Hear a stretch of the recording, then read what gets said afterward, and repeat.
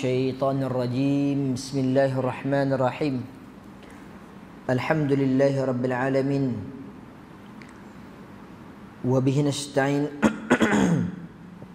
والصلاة والسلام على أشرف الأنبياء والمرسلين وعلى آله وصحبه أجمعين سبحانك لا علم لنا إلا ما علمتنا إنك أنت العليم الحكيم رب اشرح لي صدري ويسر لي أمري واحلل عقدة من لساني يفقه قولي ربي زدنا علما وارزقنا فهما. Alhamdulillah, syukur kita kehadrat Ilahi kerana dengan izin limpah kurnianya dapat kita diizinkan oleh Allah Subhanahu wa taala untuk kita sama-sama berada dalam majlis ilmu pada malam ini. Mudah-mudahan kita semua diberkati oleh Allah Subhanahu wa taala insya-Allah.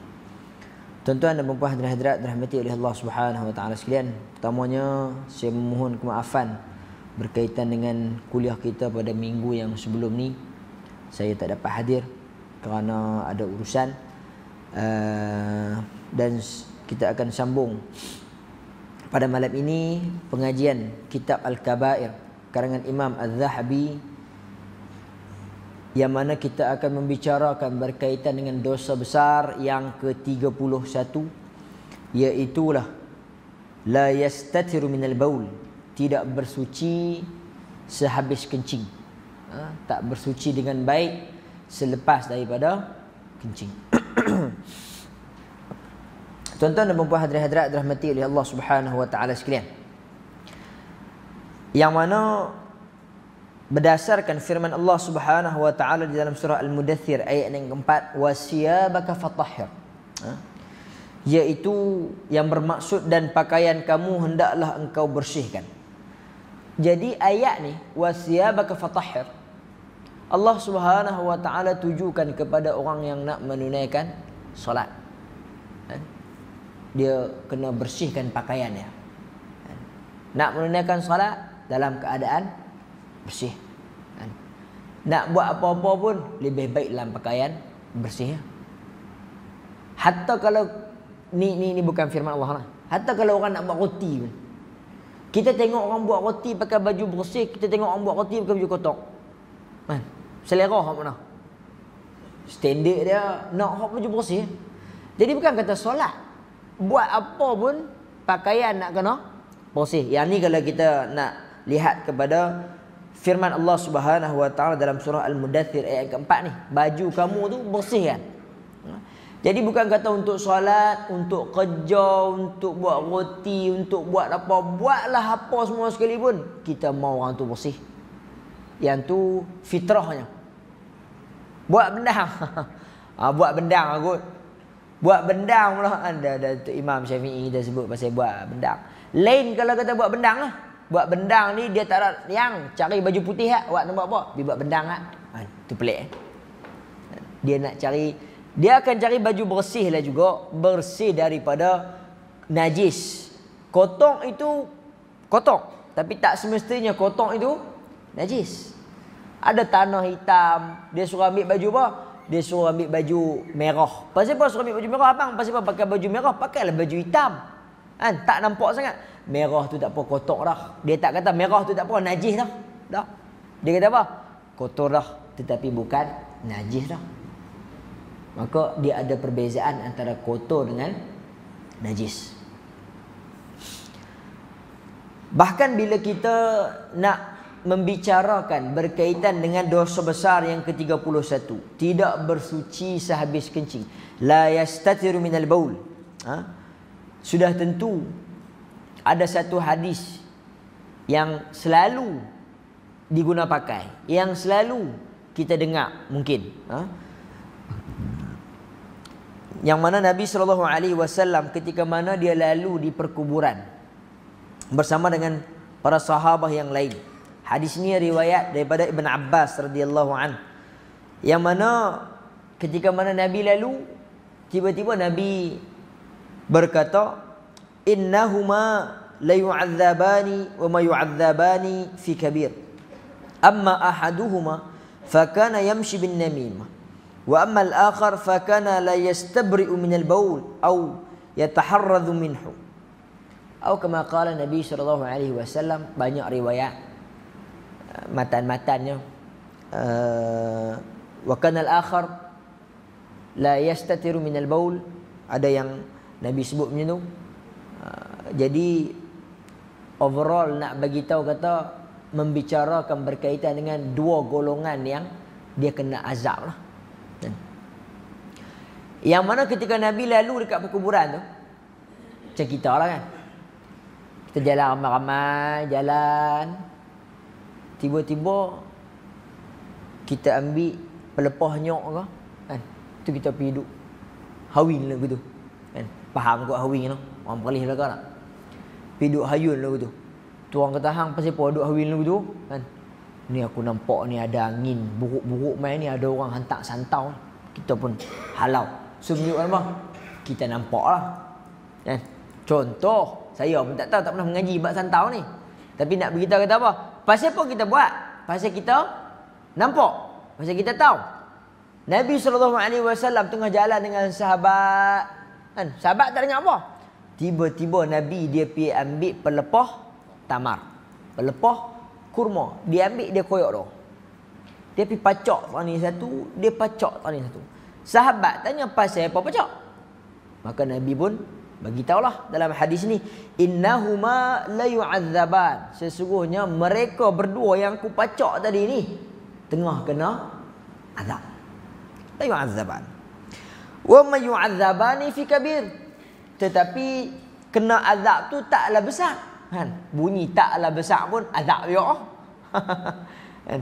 Bunyi kata kalau kita kena azab ni kecil tak kecil, besar tak besar, bunyi azab lah. Kan? Baik. Amma ahaduhuma fakana yamshi bin namimah. Salah seorang daripada mereka yang Nabi kata kena azab ni, sebab tu kita sebut di awal-awal pengajian kita al-kabair. Pasal apa dia dinamakan al-kabair? Dosa besar kerana salah satunya dia mendapat ancaman. Dia mendapat kutukan daripada Allah Subhanahu wa taala. Celaan daripada Allah Subhanahu wa taala. Dosa dia besar. Dia tak habaq dosa dia besar. Dia tak habaq celaan, tapi ada kutukan, tapi ada ancaman. So menunjukkan dia termasuk dalam dosa besar. Jadi dalam hadis ni dia habaq apa? Kena azab tak? Kena azab. So termasuk dalam dosa besar. Tapi dia habaq lah. Kena azab pun tak besar lah. Kan? Tapi tuan-tuan, azab tak besar di api neraka ni ya, azab yang tak besar. Ada riwayat kata pakcik Nabi lah yang terima azab yang tak besar tu. Iaitu apa? Dia pakai terompah. Kan? Itu pun sebahagian ulama kata yang nak mentarjihkan lagi bukan terompah. Kan? Yang nak menjaga keaslian hadis, dia kata bukan terompah. Dia kata pakaian daripada neraka yang bila pakai dekat kaki menggelkok otak. Jadi bila fikir-fikir balik, takkan orang pakai baju kat kaki. Kan? Selalunya orang tafsir pakai dekat kaki ni apa? Terompah, kasut. Sebab itulah keluar pakai kasut saja di neraka ni, otak dah menggelgak dah. Tak apalah. Jadi itu pun renyah lah. Azab dah tu. Azab, tapi tu ringan lah. Depa ni lebih lagi. Sebab apa? Sebab yamshi bin namimah. Yamshi bin namimah ni kata Nabi SAW ataupun fuqaha menyatakan bahawasanya suka fitnah orang, suka kata ke orang, suka duk mengadu domba, suka makan daging. Tahu makan daging? Kata ke orang makan daging ni. Daging ni dua ya. Sama ada sembelih, tiga ya. Sama ada sembelih ataupun bangkai ataupun memang daging saudara kita. Hak duk hidup. Tak bangkai, hidup, tapi kita makan ya. Kan? Jadi tuan-tuan, namimah ni adalah satu dosa besar yang mana kita kena elak. Kita duk mengadu domba, duk bawa cerita, duk bawa mulut, duk kata kat kawan tu, duk menggomel kat kawan ni, macam-macam kita cerita pasal orang. Wa ammal akhar fa kana la yastabri'u min al-baul aw yataharradhu minhu. Yang mana satu orang lagi, wa amal akhar la yastabri, dia menggunakan perkataan bara'ah, la yastabri'u, dia tidak membebaskan, dia tidak melepaskan. Bara'ah tu apa? Lepas, selamat. Maka dia tidak membebaskan diri dia, dia tidak selamatkan diri dia. minal baul, daripada kencing. So menunjukkan apa? Dia tidak membebaskan diri dia daripada basuhan kencing tersebut. Dia tidak mengeluarkan diri dia daripada najis tersebut. Dia tak basuh diri dia daripada air kencing itu dengan baik. Au yataharradhu minhu, ataupun yataharradh ni maksud dia apa? Dia hanya ketih ya. Kan? Ketih ni kita sebut bahasa orang lelaki ya. Kan? Kemaluan orang lelaki ni bolehlah ketih. Perempuan ni jarang ketih. Kan? Tapi nak bagi tahu ya, kemaluan dalam najis orang lelaki, kalau dia najis kecil, kencing ni, dia buat halal balai. Dia tak basuh dengan betul. Dia ingat bila dah kita buang kulit yang depan tu, kemudian bila kita dah kencing hujung-hujung ni, kemudian kita tak aduk basuh elok, tak apa, kita ketih-ketih tu, lepas tu dia ada keluar tu habis ya. Kan? Basuh tak? Tak basuh, tak keluar dah. Kan? Tak apa lah begitu. Setengah orang ada pula hok berani. Arab saya pernah tengok. Kan? Di Syria jarang tengok. Di Jordan. Dia bukan takat ketih, dah ketih. Lap kat dinding. Tuan-tuan. Dia ambil kemaluan dia, lap kat dinding. Allahu Akbar. Kalau dinding tu bersih tak apa. Dinding, tapi dia fikir balik, mungkin bersih lah kot. Sebab apa? Kalau kita tak ada wuduk pun kita nak buat apa? Tayamum dia. Tayamum debu dan sebagainya. Jadi dia kata, alah tonyoh kemaluan dekat dinding pun ada debu-debu. Debu pun bersih tak? Kan? Betul tak? Betul balik ke dia.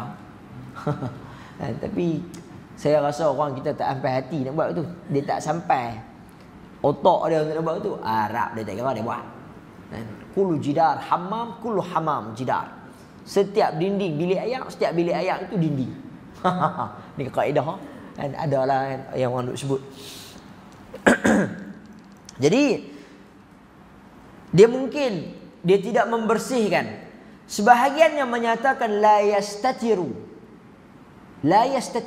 Dia tidak membersihkan ni. Sebahagian menyatakan apa? Dia tak mewitirkan angka basuhan dia.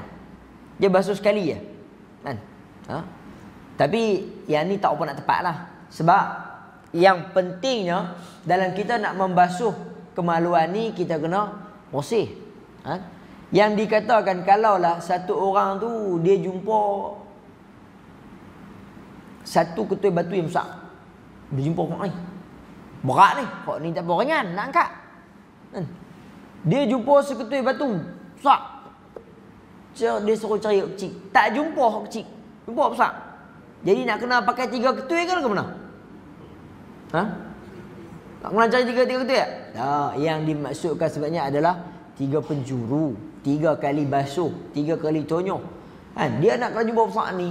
Cari ni. Cari hak nombor 2. Besar lagi pada ni.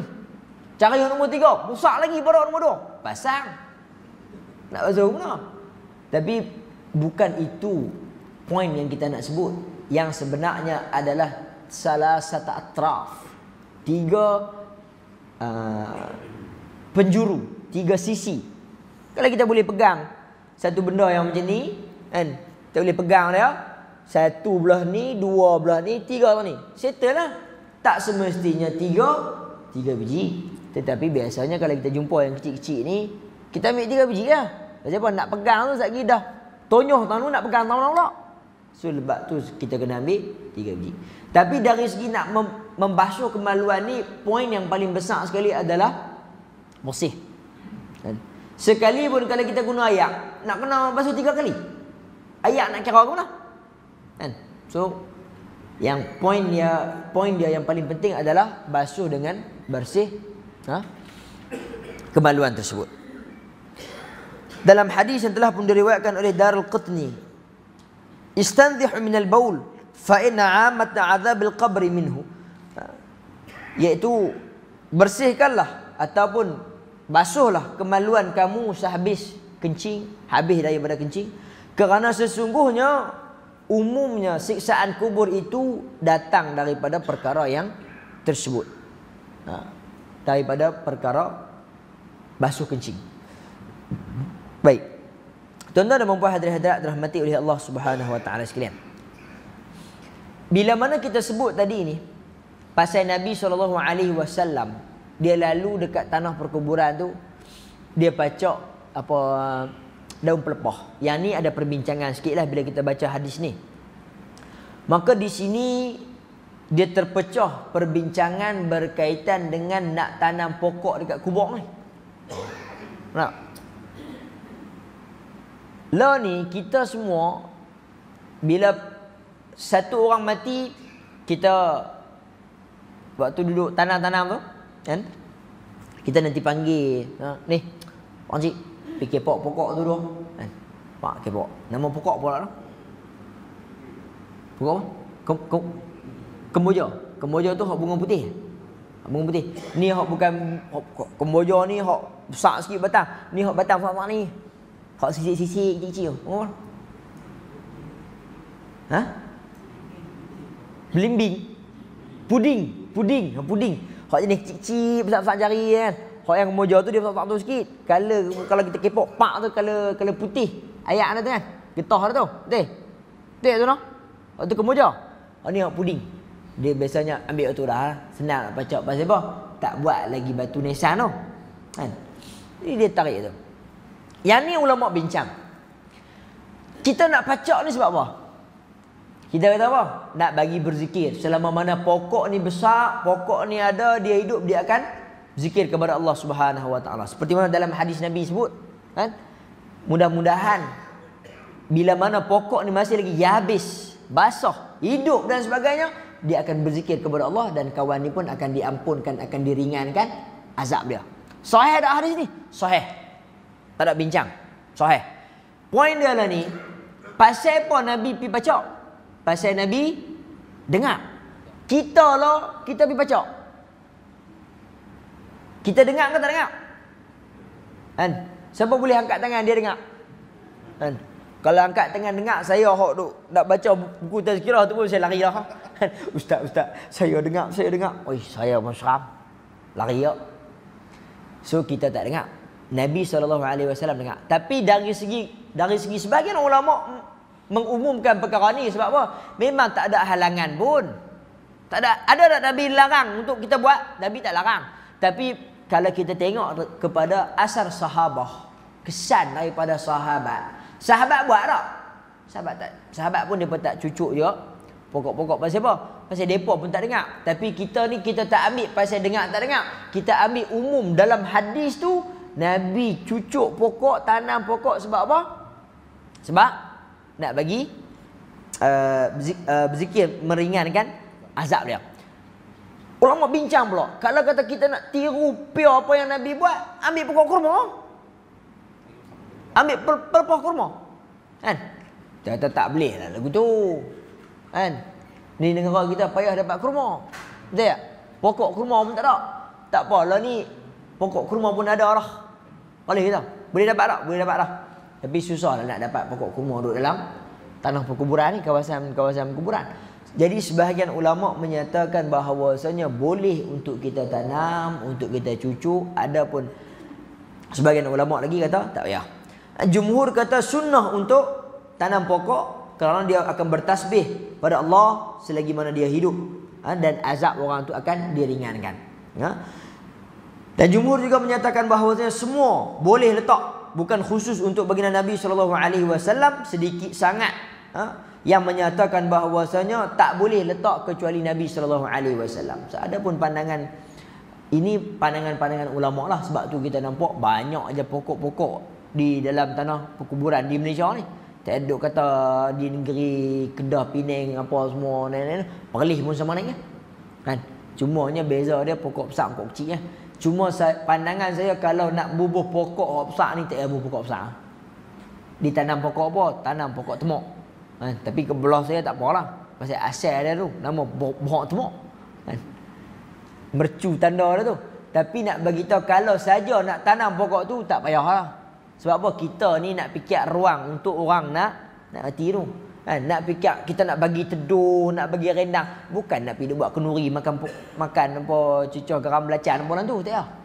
Jadi nak bagi teduh rendang-rendang tu kita bawa payung sat ke, kita minta pihak masjid sediakan kemah bergerak ke apa ke, yang tu lebih baik kalau kita nak dapatkan teduh waktu panas dan sebagainya. Bukannya kita nak pergi duduk lama sampai kita nak tanam pokok besar-besar. lah kali nak kena cerah dan sebagainya, lah kali tok syok pun dia tak larat. Kan? Wallahu taala alam. Jadi untuk nak melakukan perkara sedemikian dia masih lagi ada perbincangan. Kalau kita nak letak pun, pandangan saya adalah lebih baik kita letak pokok yang tidak mengganggu orang. Kerana harta itu pun sebenarnya tanah tempat tu adalah tanah wakaf. Maka kita jangan mengganggu orang. Kita buat binaan, bubuh bata dan sebagainya, bubuh semen lah kali. Lama mana sangat kita nak main ziarah lah kali kita lupa. Orang yang kemudian pun dia nak kena pukul, buang balik dan sebagainya. Ya? Kita permudahkan urusan orang. Baik. Tuan-tuan dan puan hadirat rahmati oleh Allah Subhanahu wa taala sekalian. Berkaitan dengan kencing ni, kita lihat yang mana ada perbincangan yang menyatakan bahawasanya dia ada at-tanahnuh dalam nak kencing ni. Apa dia itu at-tanahnuh? Dengar pun jenuh. Apa dia at-tanahnuh? At-tanahnuh ni adalah berdehem ketika mana kencing. Tengah duk kencing, kawan ni dengar boleh tukar ngah kan. Nak kencing ke berak. Kawan ni sebelah dia mai sebelah lagi, dia payah nak kencing sembelit sakit. Terah lagi dia buat. Kawan ni sebelah, "Hei, dia ni lawan aku ke?" Maka duk berlawan pula dalam bilik air. Kawan ni bunyi. At-tanahnuh.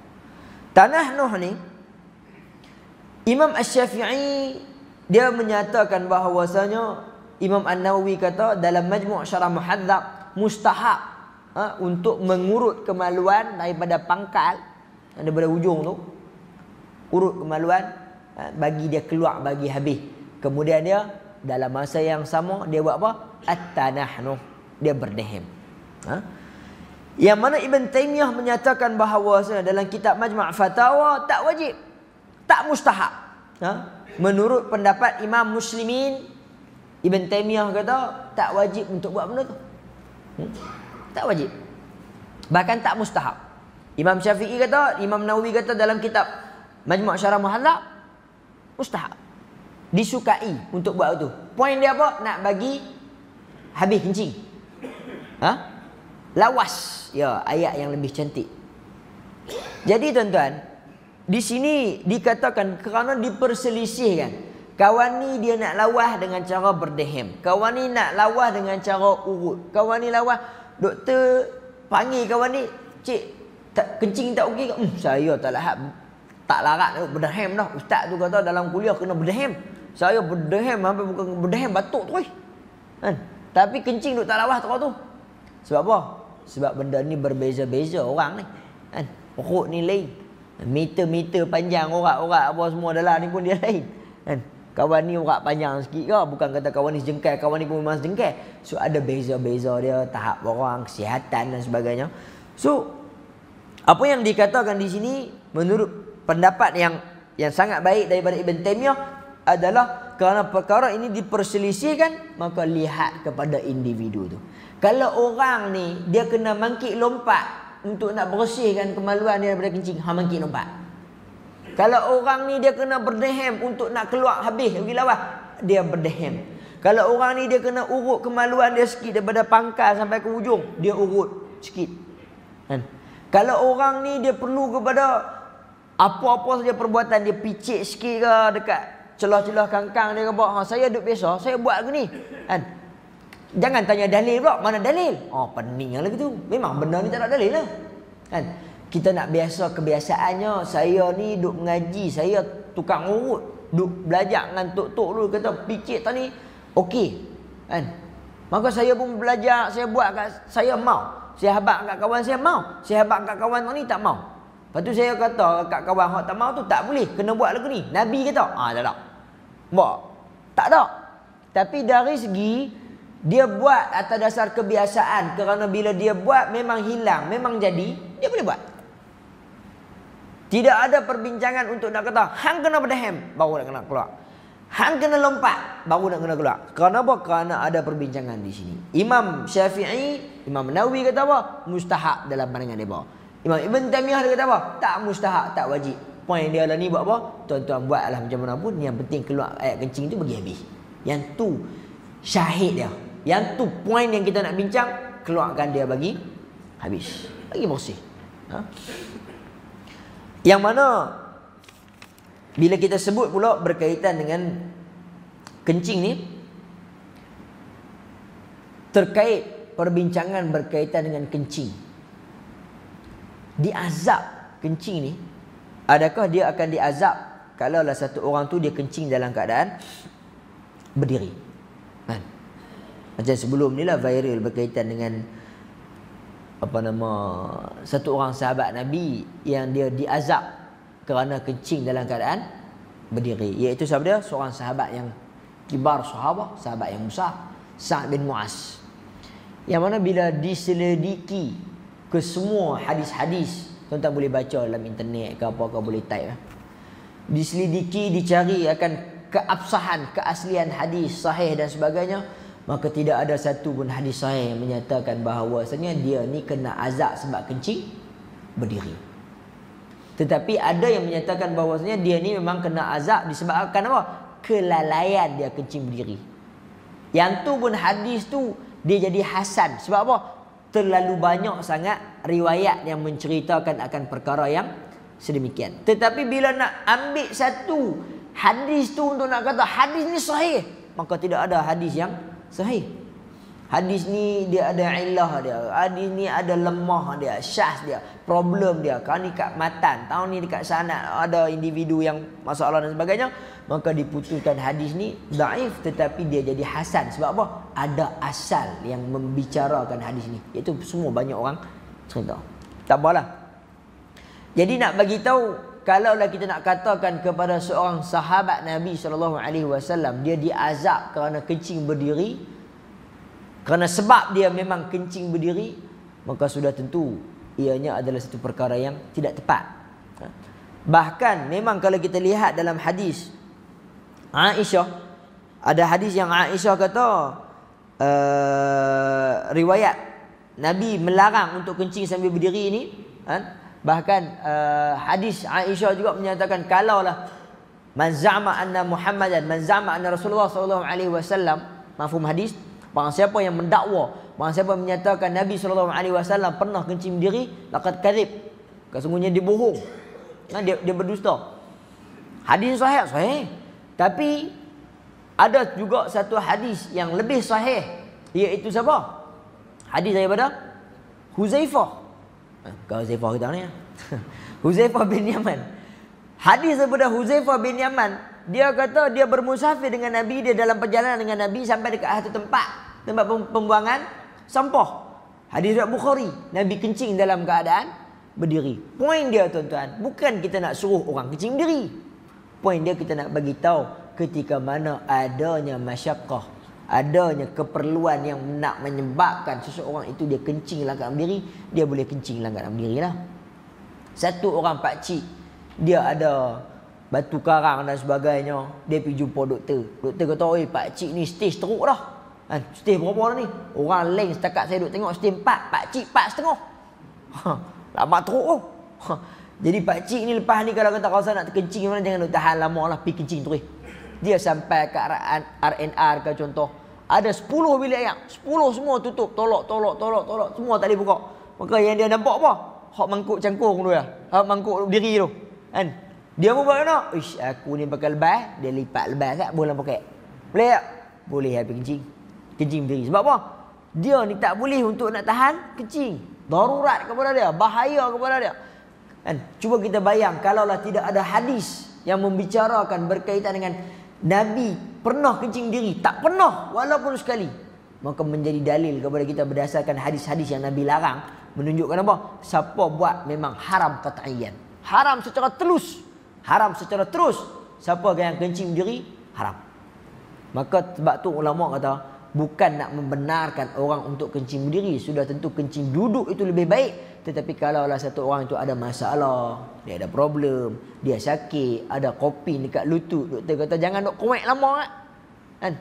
Nanti komek banyak. Duk mana? Saya duk kangak. Kangak ayak lagi tak elok. Basuh apa semua, duk kerap mandi kena ayak, duk komek lagu tu dan sebagainya, lagi lambat kopin. Kan? Duk tahu lah duk binjai. Oh, binjai ayak elok. Contohlah.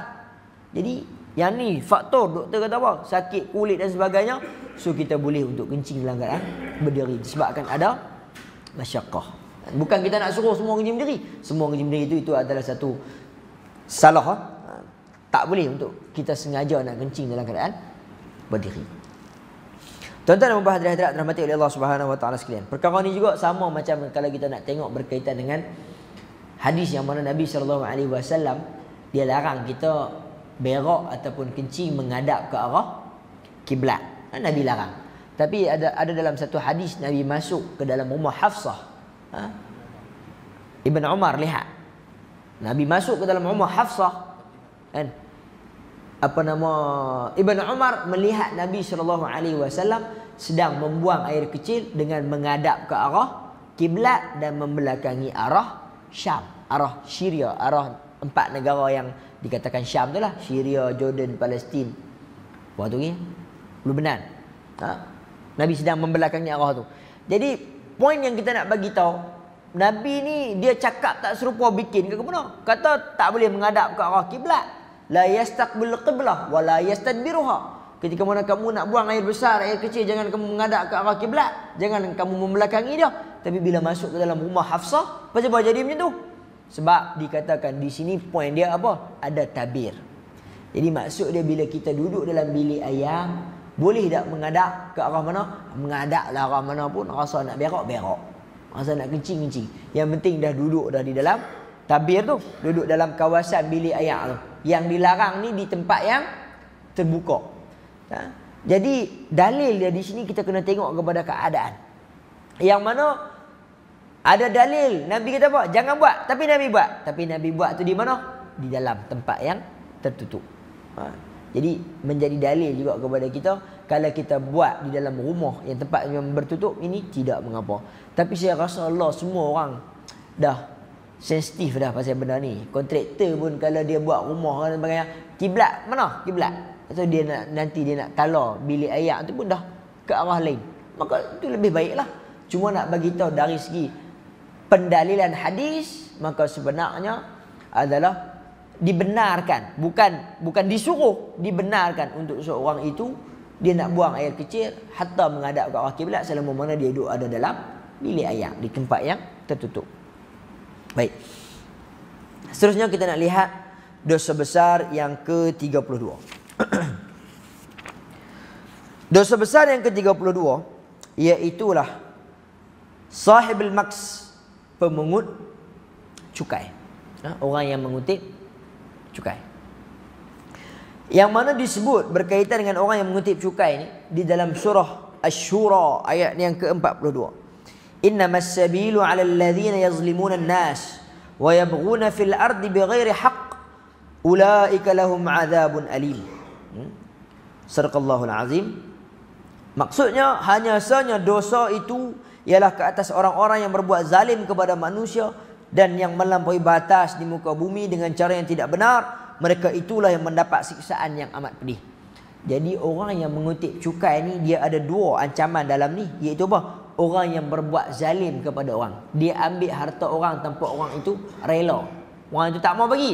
Dia kata apa? You kena bayar. Satu. Yang kedua, dia melampaui batas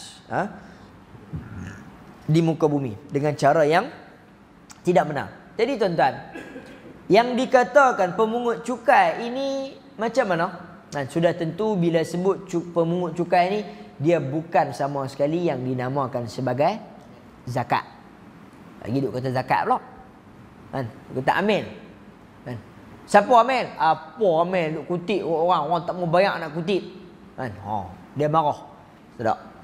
Haram untuk kita menyamakan zakat dengan cukai. Kerana apa? Pasal apa dia jadi haram?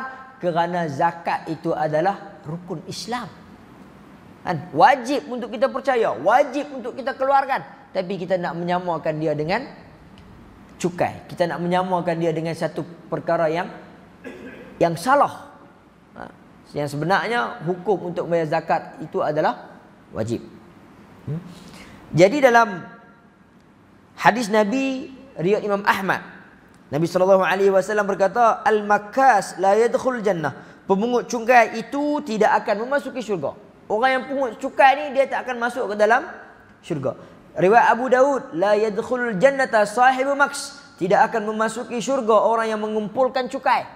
Kan? Orang yang mengutip cukai ni, yang dikatakan mengutip cukai ni adalah apa? Yang mengutip cukai dengan melampau. Yang mengutip cukai dengan cara yang salah. Iaitu apa? Yang ni yang kita kata orang yang duk pi minta macam alung, yang dia kawasan ni you buka kedai kawasan saya. You kena minta perlindungan ni saya akan lindung. Kan? Yang tu tak ada lah. Kan? Ada pun yang dikatakan berkaitan dengan asyur ataupun daribah ataupun jizyah, kharaj dan sebagainya, ini ada. Yang mana pada zaman Nabi SAW tidak ada asyur. Apa itu asyur? Asyur ni berlaku pada zaman Sayyidina Umar Al-Khattab radhiyallahu an. Dia buat untuk cukai kapal orang yang bukan Islam yang dia mai berdagang dekat negara Islam, yang mana dia ambil 10%. Kalau orang itu orang yang kafir zimmi, orang kafir yang masih lagi duduk di dalam negara Islam yang patuh pada perintah Islam, dia kena 5%. Cukai. Zaman siapa? Zaman Umar. Sayyidina Umar buat. Kalau kita lihat kepada jizyah, jizyah ni apa? Cukai individu. Yang mana dikenakan kepada penduduk Tabuk pada zaman dulu, yang mana 1 dinar seorang setahun dikenakan.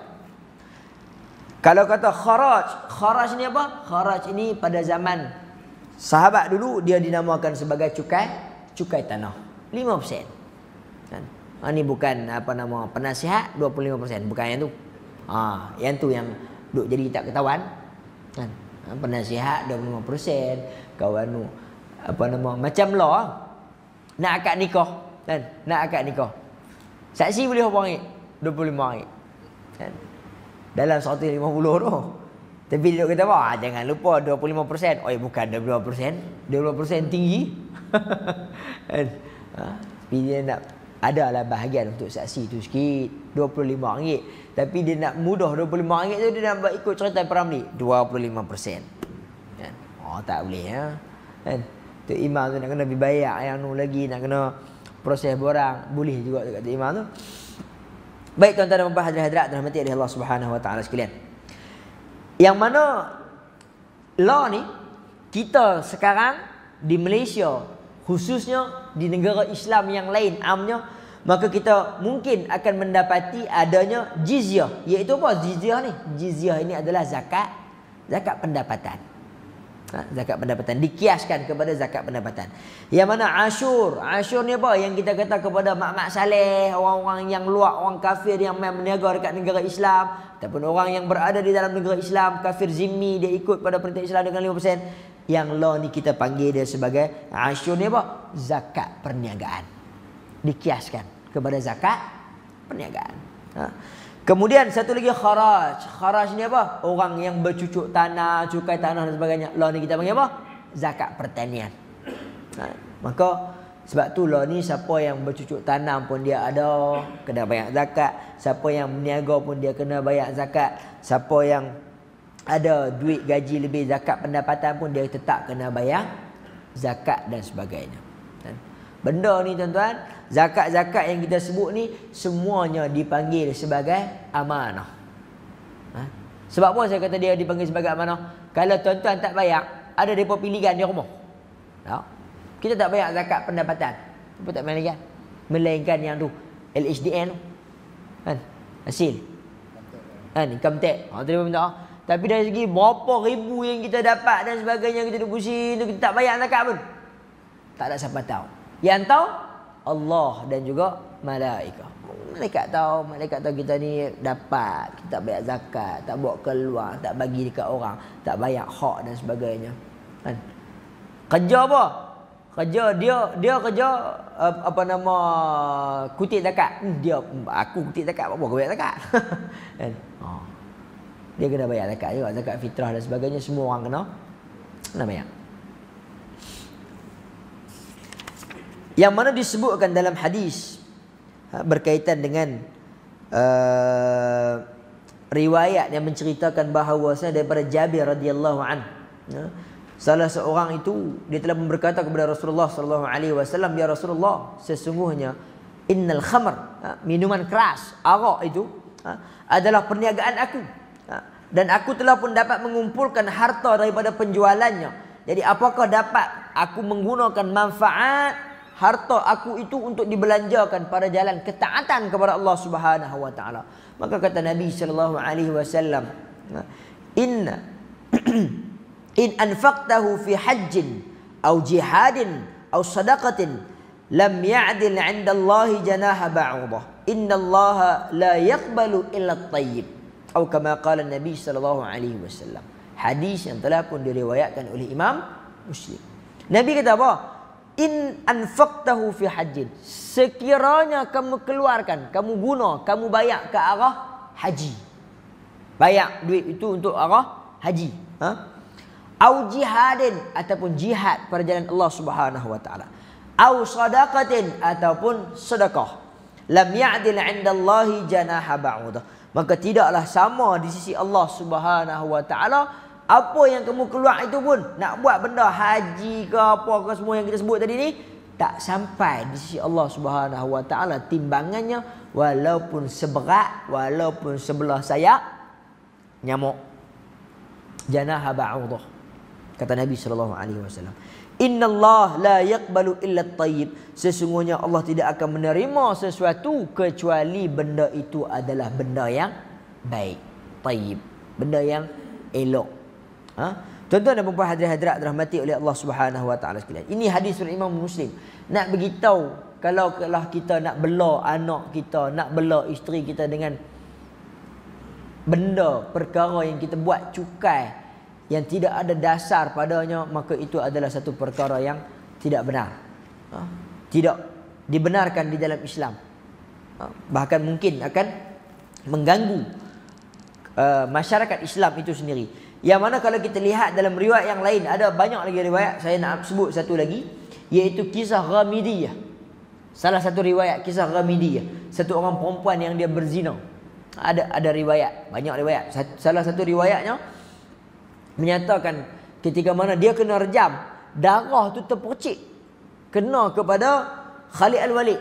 Khalid Al-Walid sengih marah kan? Satu orang panglima perang.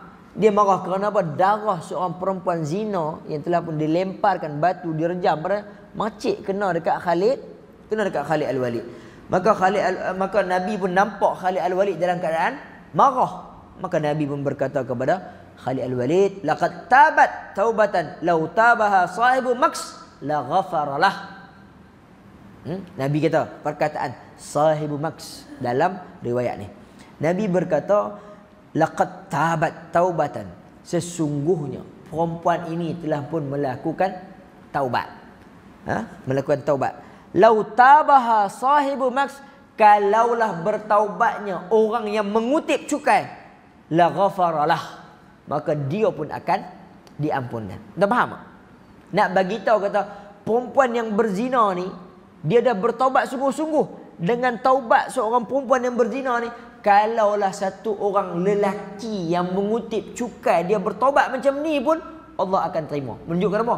Nak kata berzina ni macam okey lagi lah daripada orang yang mengutip cukai. Perempuan ni dia berzina, tapi dia punya taubat, kalaulah seorang yang mengutip cukai taubat macam dia ni, Allah akan terima. Maksud dia apa? Perempuan ni punya taubat sungguh-sungguh. Kalaulah orang yang kutip cukai dia taubat macam ni, orang yang kutip cukai pun dia akan diampunkan oleh Allah Subhanahu wa taala. Nak beritahu kata kutip cukai ni pun dosa dia besar. Sebab tu tuan-tuan, kita kena faham maksud hadis ni dari segi mafhum mukhalafah, faham yang sebaliknya. Apa maksud dia? Dia sebut tak dosa orang yang mengutip cukai dosa besar? Dia tak sebut, tapi dia bagi tahu kalaulah orang yang kutip cukai taubat macam dia ni pun Allah akan terima. Menunjukkan apa? Kutip cukai pun dosa dia besar. Macam juga yang kita boleh faham berdasarkan satu orang sahabat Nabi, dia murka kepada, dia bukan murka lah, dia macam hairan dengan tindakan Nabi yang Nabi menunaikan salat kepada satu orang yang telah pun berzina. Zina. Jadi dia kata, "Ya Rasulullah, kamu solatkan seorang perempuan yang telah pun berzina." Apa kata Nabi SAW? Sesungguhnya dia ni telah pun bertaubat. Dengan taubat dia tu, kalau dia bagi kepada 40 ataupun 70 penduduk Madinah, lawasa'atuhum, sungguh mereka ini akan dapat. Nak menunjukkan apa? Walaupun dia ni dah melakukan perbuatan zina, teruk tak? Dari segi teruk dia teruk, tapi dengan taubatnya yang bersungguh-sungguh, serah diri dia kepada Allah Subhanahu Wa Taala, Allah ampunkan dia. Walaupun 70 orang yang lain akan dapat, dia dapat payung, dapat masuk bawah dia punya taubat dia tu, free ya, kalau nak bagi kepada penduduk Madinah. Tuan-tuan dan puan-puan, hadirat-hadirat dirahmati oleh Allah Subhanahu Wa Taala sekalian. Maka kita ada berapa minit ni? Umui dandam klik kan? Kita ada 5 minit lagi kan? Jadi saya kalau nak masuk dosa besar yang seterusnya pun rasa macam tak atur lah. Ada 5 minit lagi. Kita buka kepada soalan lah.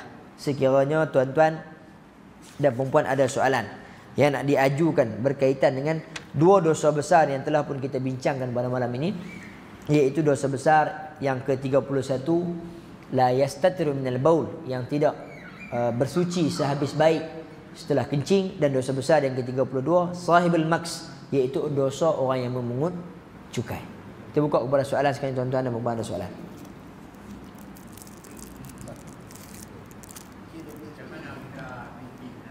Ustaz, yang ni dulu, Ustaz. Yang dulu. Okey, Ustaz sila dulu.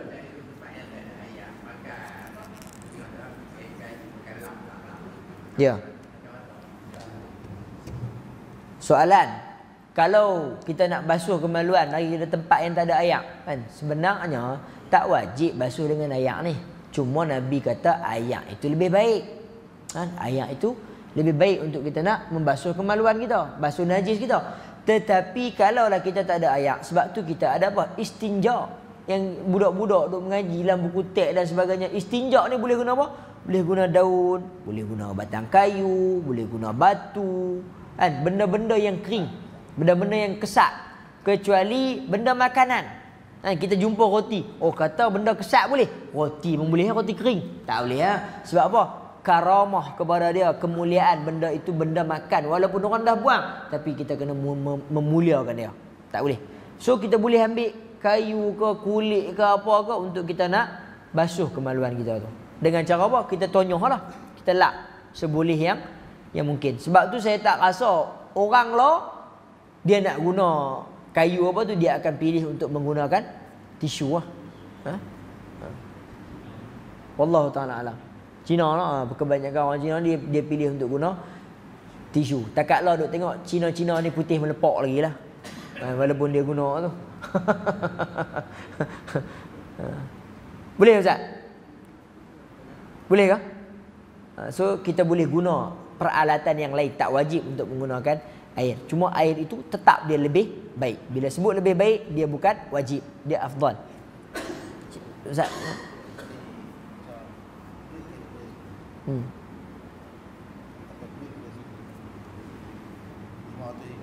Ya.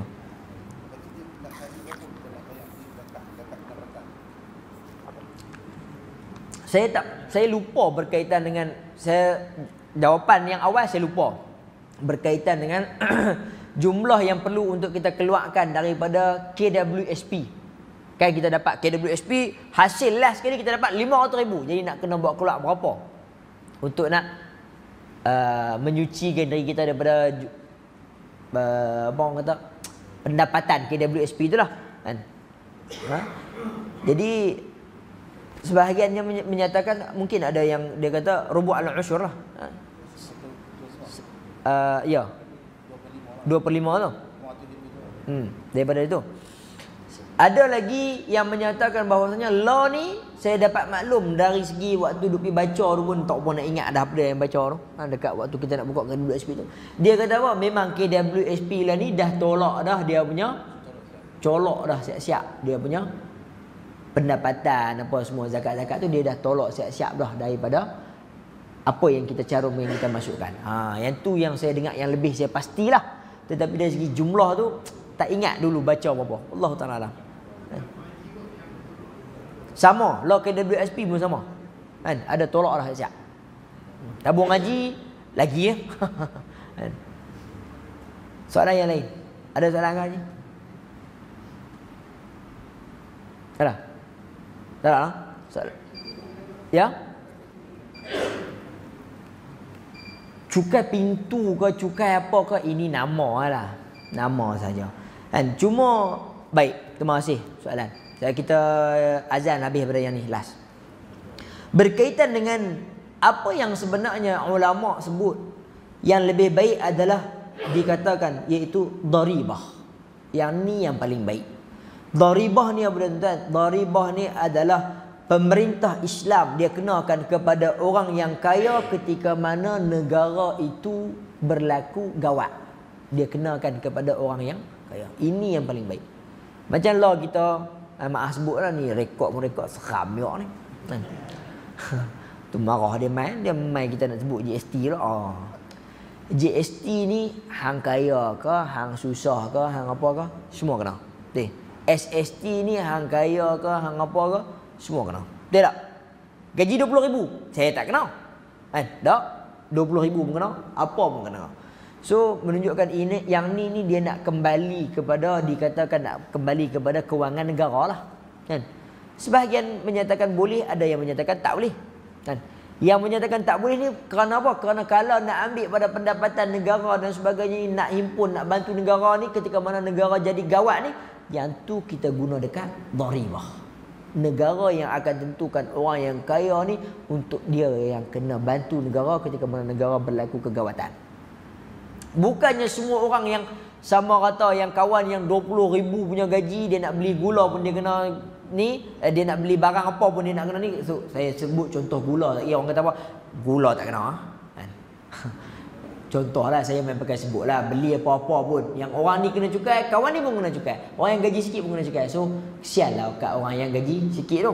Sebab tu dikenakan daribah ni kepada orang yang kaya sahaja bila negara berlaku kegawatan. Negara ni duk gawat ke? Jarang nampak. Kadang-kadang ataupun berlaku inflasi masalah ya, barulah kita akan kenakan. Itu yang terbaik sebenarnya. Fuqaha antara yang berkata daribah sahaja yang boleh, antaranya adalah Al-Imam Al-Qurtubi, Al-Imam Al-Ghazali, Syatibi dan sebagainya. Ini antara orang yang menyatakan kita kenakan daribah. Itu yang lebih baik. Wallahu taala alam bisawab. Aqulu qawli hadza wa astaghfirullahal azim li wa lakum. Wabillahi taufiq wal hidayah. Assalamualaikum warahmatullahi wabarakatuh.